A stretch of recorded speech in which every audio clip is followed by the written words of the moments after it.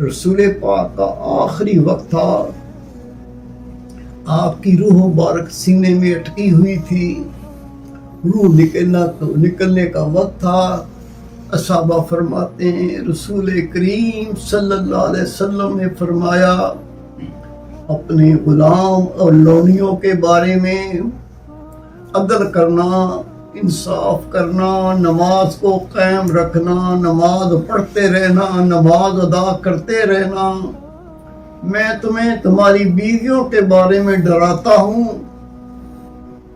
ان کے ساتھ حسن سلوک کرنا، اچھا سلوک کرنا۔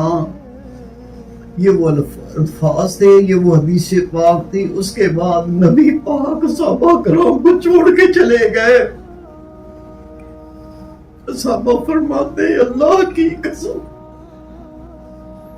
ہم مدینہ منورہ کی گلیوں میں نور بکھرا ہوا دیکھتے تھے، نبی پاک ہم سے جدا کیا ہوئے، مدینہ منورہ میں اندھیرا ہو گیا۔ رسول پاک صلی اللہ علیہ وسلم نے تین بار اس باتوں کو دہرایا، پھر تین بار دہرایا، یہ سنت ادا کر رہا ہو۔ سب سے پہلے اپنے غلام اور لونڈیوں سے اچھا سلوک کرنا، عدل کرنا، ان کو تکلیف نہ دینا۔ آج کل لونڈیاں ختم ہو گئی، غلام بھی ختم ہو گئے۔ آج کل نوکر رکھا جاتا ہے، نوکر غلام نہیں ہوتا، نوکر ہوتا ہے۔ آپ کو نوکر کی ضرورت ہوتی ہے، نوکر کو آپ کی ضرورت ہوتی ہے۔ اگر آپ اس کو تنخواہ دیتے ہیں تو آپ کو کام کر کے دیتا ہے، وہ غلام نہیں ہوتا۔ اس لیے نوکروں کے ساتھ اچھے سلوک کرنے کا نبی پاک نے حکم دیا۔ جو غلاموں پہ زیادہ حقدار ہیں ان کے ساتھ سچ سلوک کیا جائے۔ دوسرا نماز قائم کرنا، نماز قائم کرنا، نماز قائم کرنا۔ کوئی بڑے سے بڑا کام ہو، نماز قضا نہیں کرنی۔ شرعی عذر ہو جائے، سویا ہوا تھا، آنکھ نہیں کھلی، بندے کا اختیار ہی نہیں ہے، یا بندہ ناپاک تھا، کپڑے ناپاک تھے، پاک کپڑوں کا کوئی انتظام نہیں ہو رہا، پاک ہونے کا انتظام نہیں ہو رہا، یہ شرعی عذر ہے۔ کیونکہ ناپاکی میں تو نماز ہوتی نہیں ہے، شرعی عذر نہیں، اور اس نے نماز قضا کی، اتنا بڑا گناہ ہے۔ رسول پاک فرماتے ہیں ایک نماز بغیر عذر کے اس نے قضا کر دی، اس کو 80 احقاب جہنم کا عذاب دیا جائے گا۔ عرض کی یا رسول اللہ یہ احقاب کیا ہوتا ہے؟ نبی پاک نے فرمایا ایک احقاب 80 سال کا ہے، اور روز قیامت ایک دن 1000 سال کا ہوگا۔ 80 سال کو 1000 سے ملٹیپلائی کرو، ضرب کرو، جتنے سال بنتے ہیں، ایک نماز جان کے قضا کرنے کا یہ عذاب بھگتنا پڑے گا۔ اس کے بعد خدا کے رسول کی شفاعت سے اس بندے کو جہنم سے نکالا جائے گا۔ بہت بڑا عذاب ہے۔ نماز کو قائم کرنے کا حکم ہے، بغیر عذر کے قضا بھی نہ کرو، بلکہ کوشش کر کے نماز با جماعت تکبیر اولیٰ کے ساتھ ادا کرو۔ پھر اللہ کے محبوب نے جو 3 بار دہرائی، پہلا لونڈی غلاموں کو حق ادا کرو، دوسرا نماز کو قائم کرو، اور تیسرا نبی پاک نے فرمایا تمہاری بیویاں اللہ کے کلام کی وجہ سے رب نے تمہاری حلال کر دی، ان کے ساتھ حسن سلوک کرو، ان کے ساتھ اچھا سلوک کرو۔ نبی پاک کے صحابی ہیں، اس حدیث پاک کو دل کے کانوں سے سنو اور اپنی زندگی میں اس کو حصہ بناؤ۔ نبی پاک کے صحابی ہیں سعد بن معاذ رضی اللہ تعالیٰ عنہ، آپ قوم کے سردار تھے۔ جب آپ نے نبی پاک کے ہاتھوں میں ہاتھ دے کے بیعت کی، کلمہ پڑھا، ایمان لائے، قوم نے آپ کے سامنے یہ شرط رکھی اگر تم محمد رسول اللہ پر ایمان لاؤ گے، تم قوم کے سردار ہو، ہم تمہیں سرداری سے الگ کر دیں گے۔ سردار کون ہوتا تھا؟ سردار کو اس کی قوم اتنا رقم دیتی تھی، اتنا پیسہ دیتی تھی، وہ سب سے زیادہ امیر ہوتا تھا، سب کے اوپر اس کا حکم چلتا تھا۔ کوئی اس کے حکم کا انکار نہیں کر سکتا تھا۔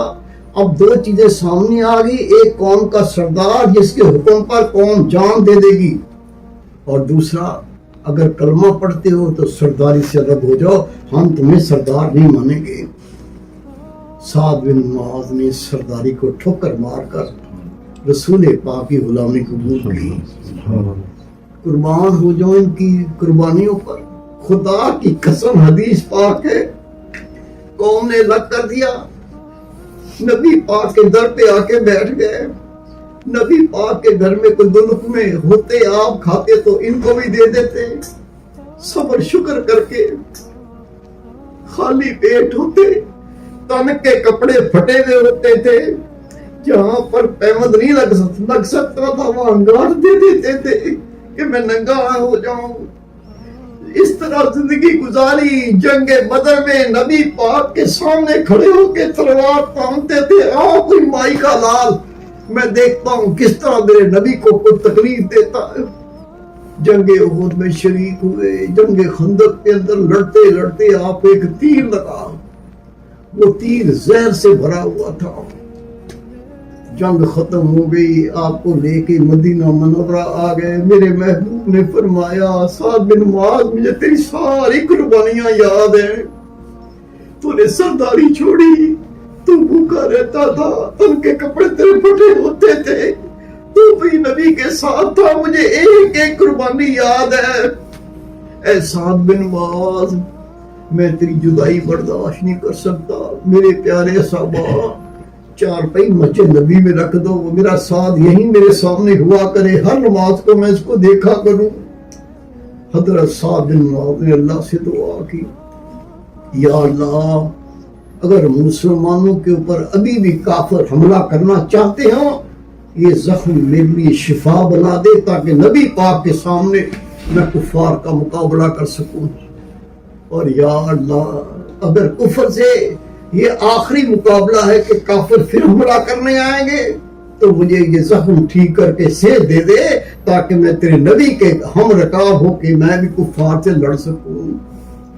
یہ جنگ خندق آخری جنگ ہے، کفار نے حملہ کیا، اس کے بعد کفار نے حملہ نہیں کیا، مسلمانوں نے حملہ کیا۔ آپ کی دعا رب نے قبول کی، وہ جو زخم تھا وہ زخم اتنا پھیلا، پورے جسم میں زہر پھیلی، اسی زخم سے آپ اللہ کو پیارے ہو گئے، شہید ہو گئے، شہادت کا رتبہ پایا۔ نبی پاک صلی اللہ علیہ وسلم کو معلوم چلا کہ سعد بن معاذ اس زخم سے شہید ہو گئے۔ میرے محبوب پاک نے فرمایا اسے کوئی غسل نہیں دے گا، اس کو میں محمد خود غسل دوں گا۔ خدا کی قسم جو کپڑا نبی پاک کے جسم سے لگ گیا اس کو آگ نہیں جلا سکی۔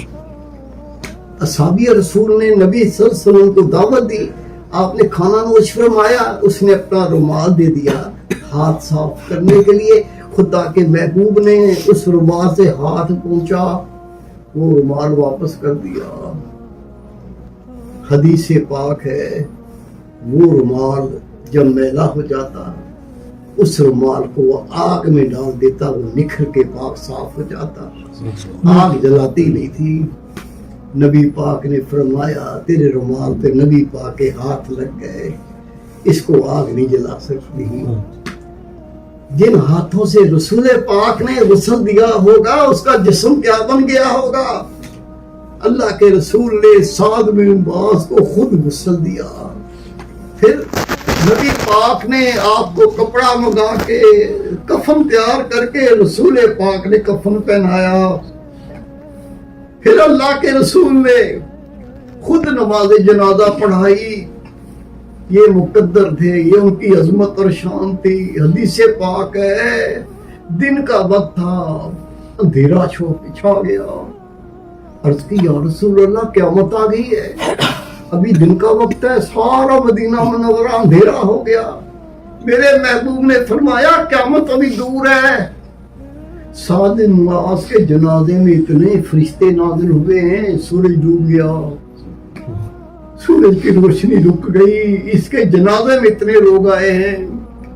پھر رسول پاک جنازہ پڑھانے کے لیے چلے جب جنازہ پڑھانے کے لیے چلے، حدیث پاک ہے آپ اپنے پاؤں کی انگلیاں زمین پہ رکھ کے چلنے لگے، ایڑی بھی رکھ رہے تھے۔ عرض کی آقا ایسے کیوں چلتے ہیں؟ نبی پاک نے فرمایا اتنے فرشتے ہیں، کوئی جگہ ہی خالی نہیں بچی، میں پیر کہاں رکھوں؟ یہ تھا آپ کی عظمت اور شان، یہ تھا آپ کا رتبہ۔ پھر اللہ کے محبوب نے خود نماز جنازہ پڑھائی۔ جب نماز پڑھ کے فارغ ہو گئے، سب سے پہلے رسول پاک نے جنازے کو کندھا دیا، چارپائی اٹھائی، اپنے کندھے پہ رکھی، خود چلتے ہوئے جنازے کو قبر تک پہنچایا۔ جنازہ قبر پہ پہنچ گیا، نبی پاک لحد میں اترے، فرمایا سعد بن معاذ کا جسم میرے ہاتھوں پہ رکھو، میں خود اس کو لحد میں اتاروں۔ اللہ کے محبوب نے سعد بن معاذ کو اپنے ہاتھوں میں لیا، ہاتھوں میں لے کے جیسے لحد میں رکھا، اللہ کے نبی کی چیخ نکل گئی۔ آپ نے دونوں ہاتھ قبر کی لحد پہ رکھے، رو رہے ہیں، قبر کو روک رہے ہیں، قبر کو خوش کر رہے ہیں، قبر کو ہٹا رہے ہیں۔ صحابہ نے رسول پاک کو روتا دیکھا تو صحابہ کرام رونے لگے، کوہرام مچ گیا۔ ادھر صحابہ رو رہے ہیں، ادھر خدا کے رسول رو رہے ہیں۔ کافی دیر کے بعد رسول پاک کو سکون ہوا۔ آپ باہر نکلے، پوچھا یا رسول اللہ کیا ہوا تھا، آپ کیوں رو رہے تھے؟ غور سے سن لو۔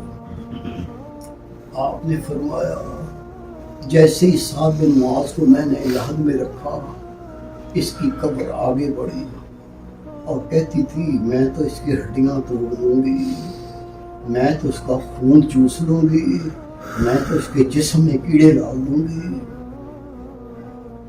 میرے صحابہ، سعد بن معاذ کی اتنی قربانیاں تھیں، اتنی قربانیاں تھیں، مجھ سے برداشت نہیں ہوا۔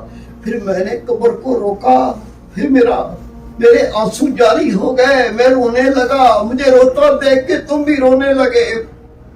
جبریل علیہ السلام آ گئے، کہا یا رسول اللہ آپ کا رونا اللہ تعالیٰ کو برداشت نہیں ہو رہا۔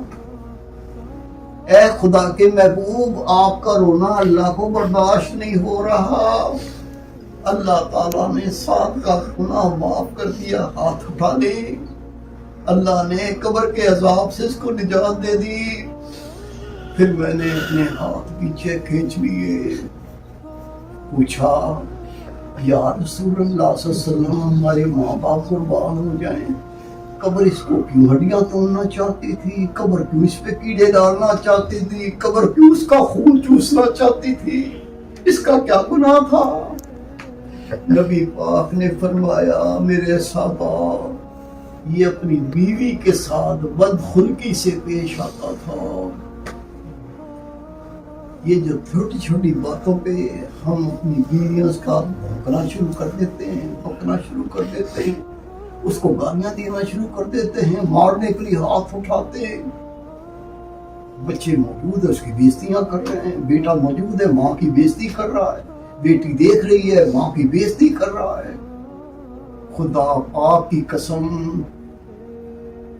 اللہ پاک کی قسم کھا کے کہتا ہوں ہمارا جنازہ نبی پاک نہیں پڑھائیں گے، ہمیں کفن خدا کے رسول نہیں دیں گے، ہمارا جنازہ رسول پاک نہیں اٹھائیں گے، ہمارے گناہوں پر رسول پاک نہیں روئیں گے۔ اتنے وقت والا اپنی بیوی سے بدخلقی سے پیش آئے تو قبر اس کو عذاب دینے سے بعد نہ آئے۔ ہمارے پاس کیا سرمایہ ہے، اس بنیاد پہ ہم یہ حرکتیں کرتے ہیں۔ پھر دہرا دیتا ہوں، اچھی طرح سن لے، نبی پاک آخری وقت ہے، روح نکلنے کا وقت ہے، سینے میں اٹکی ہوئی روح ہے۔ رسول پاک نے فرمایا میں تمہیں نماز کی پابندی کا حکم دیتا ہوں، میں تمہیں نماز قائم کرنے کا حکم دیتا ہوں، میں تمہیں نماز پڑھنے کا حکم دیتا ہوں۔ اپنے لونڈی غلاموں کے ساتھ اچھا سلوک کرنا، میں تمہیں اللہ سے ڈراتا ہوں۔ پھر نبی پاک نے فرمایا تمہاری بیویاں اللہ کے کلام کی وجہ سے تم پر حلال کر دی گئیں، ان کے ساتھ حسن سلوک کرنا، اچھا سلوک کرنا۔